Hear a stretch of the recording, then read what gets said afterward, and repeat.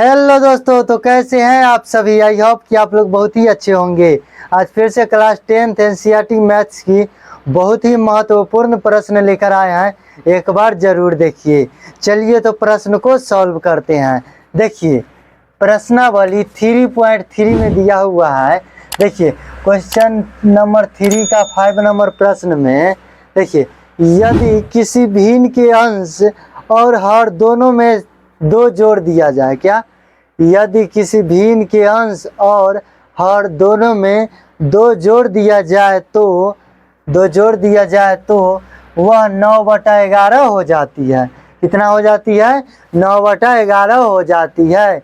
यदि अंश और हर दोनों में 3 जोड़ दिया जाए तो वह 5/6 हो जाती है।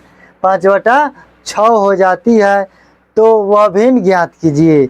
ठीक है ना। तो चलिए ज्ञात करते हैं। देखिए यदि किसी भिन्न के अंश और हर दोनों में 2 जोड़ दिया जाए तो वह 9/11 हो जाती है। ये मेरा हो गया फर्स्ट कंडीशन। ठीक है, इतना हो गया मेरा फर्स्ट कंडीशन। ठीक है, यदि अंश और हर दोनों में 3 जोड़ दिया जाए तो वह 5/6 हो जाती है। तो वह भिन्न ज्ञात कीजिए। ये हमारा क्या हो गया? दूसरा कंडीशन हो गया। ठीक है ना। तो चलिए भिन्न हमें ज्ञात करना है। ठीक है ना। तो चलिए भिन्न ज्ञात करने के लिए अंश और हर को मानना पड़ेगा। तो चलिए मान लेते हैं। पहले लिखेंगे क्या? हल लिख लिए। अब भिन्न में अंश और हर को मान लेंगे। ठीक है, तो लिखेंगे माना कि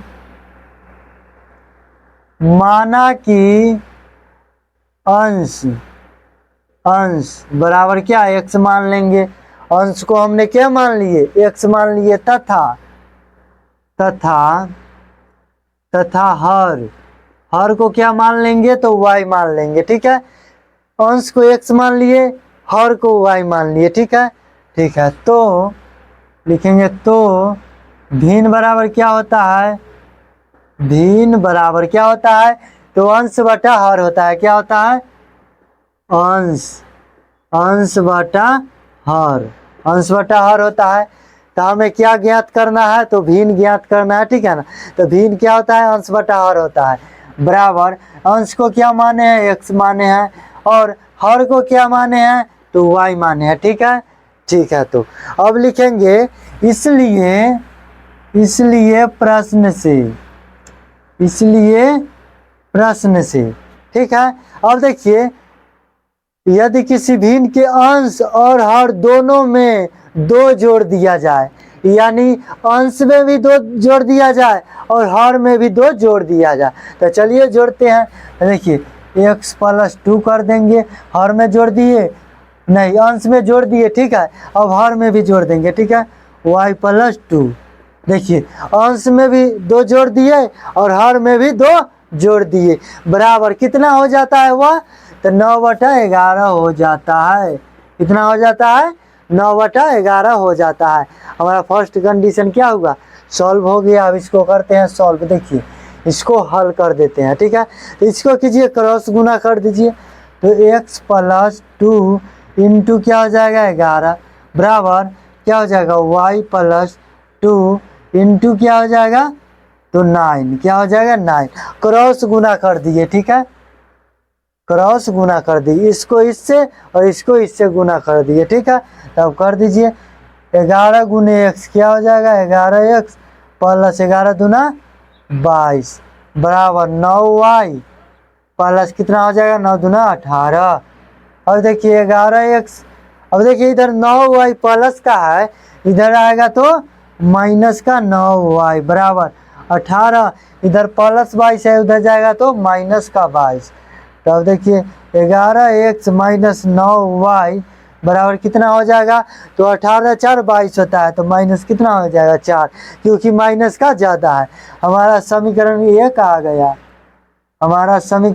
आ गया। ठीक है, अब इसमें क्या करते हैं? x का मान निकाल लेते हैं। ठीक है, तो चलिए निकालते हैं। तो 11x को इधर आने दीजिए और देखिए -4 है तो -4, और देखिए -9y है, उधर जाएगा तो +9y।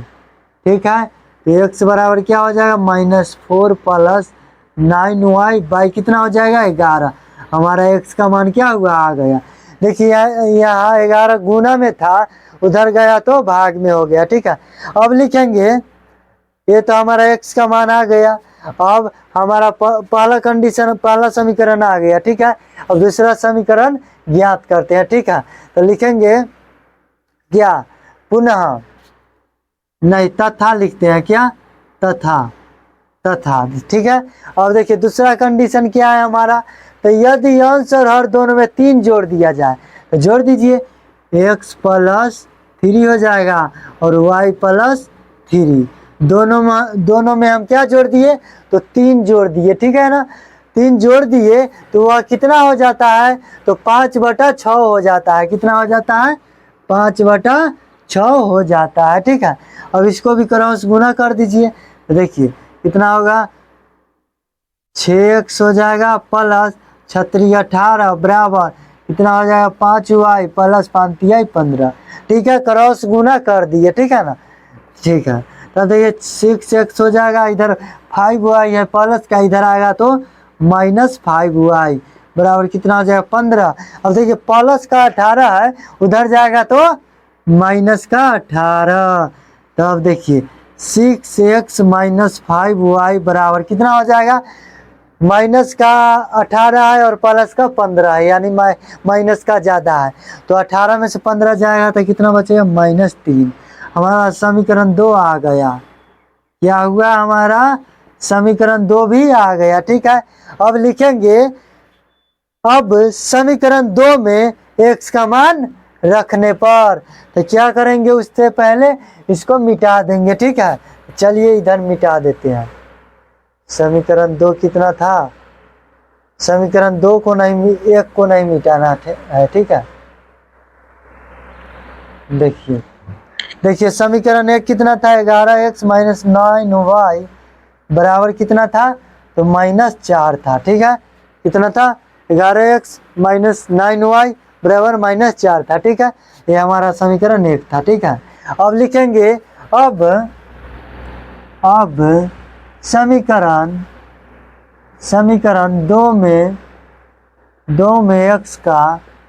x का मान रखने पर, और समीकरण 2 में x का मान रख देते हैं। देखिए कितना है, 6 × x का मान कितना है, तो -4 + 9y बाई कितना है, 11 और कितना है, 11 और कितना है, -5y बराबर कितना हो जाएगा, तो -3। अब देखिए इसको तोड़ दीजिए, तो देखिए कितना हो जाएगा, 6 × 24 + 6 × 9 54y बाई कितना हो जाएगा, 11 माइनस कितना हो जाएगा, 5y बराबर -3, ठीक है। अब देखिए 11 और 1 का एलसीएम कितना हो जाएगा, 11 होगा, क्योंकि कुछ भी छुपा हुआ, कुछ भी न रहे तो एक छुपा हुआ रहता है, ठीक है। तो देखिए 11 से 11 कट जाएगा, क्या बचेगा, -24 + 54y माइनस 11, 1 से 11 बार में कटेगा तो 11 से गुना कीजिए 5 में, तो क्या हो जाएगा, 11 × 5 = 55y बराबर -3, ठीक है। तब देखिए 54y है प्लस का और 55y है माइनस का, ठीक है। तो माइनस का ज़्यादा है तो घटेगा, तो क्या आएगा, -1y बराबर 11 तिया 33, इधर माइनस का 24 है, उधर जाएगा तो प्लस का 24। अब देखिए -y बराबर कितना हो जाएगा, तो 33 में से 24 जाएगा तो कितना बचेगा, 9 ना, -9 बचेगा, ठीक है ना, -9, क्योंकि प्लस का कम है, माइनस का ज़्यादा है, तो माइनस से माइनस क्या हो जाएगा, कट जाएगा, इसलिए y बराबर कितना आया, 9 आया, ठीक है। y बराबर कितना आया, 9 आया। अब लिखेंगे पुनः समीकरण 1 में y का मान रखने पर, तो चलिए इधर ही सॉल्व करते हैं, ठीक है ना। चलिए लिखेंगे, पुनः समीकरण 1 में y का मान रखने पर, अब समीकरण 1 में हम y का मान पुट कर देते हैं, ठीक है। देखिए कितना है, 11x - 9 गुने y का मान कितना आया है, तो 9 आया है। 9 बराबर कितना है, -4 है। और इसको मिटा दीजिए, कोई ज़रूरी नहीं है इसका, ठीक है ना। अब देखिए 11x बराबर क्या हो जाएगा, -4। इधर माइनस में उधर जाएगा तो प्लस में, 9 नमा 81 बराबर क्या हो जाएगा, 11x बराबर 81 में से 4 गया तो कितना बचा, 77। x बराबर क्या हो जाएगा, कट जाएगा, 11 7 77, x बराबर कितना आ जाएगा, 7 आ गया। x बराबर कितना आ गया, 7 आ गया। तो लिखेंगे अतः भिन्न बराबर क्या होता है, अंश बटा हर। तो अंश को क्या माने, x, और हर को y माने हैं, ठीक है।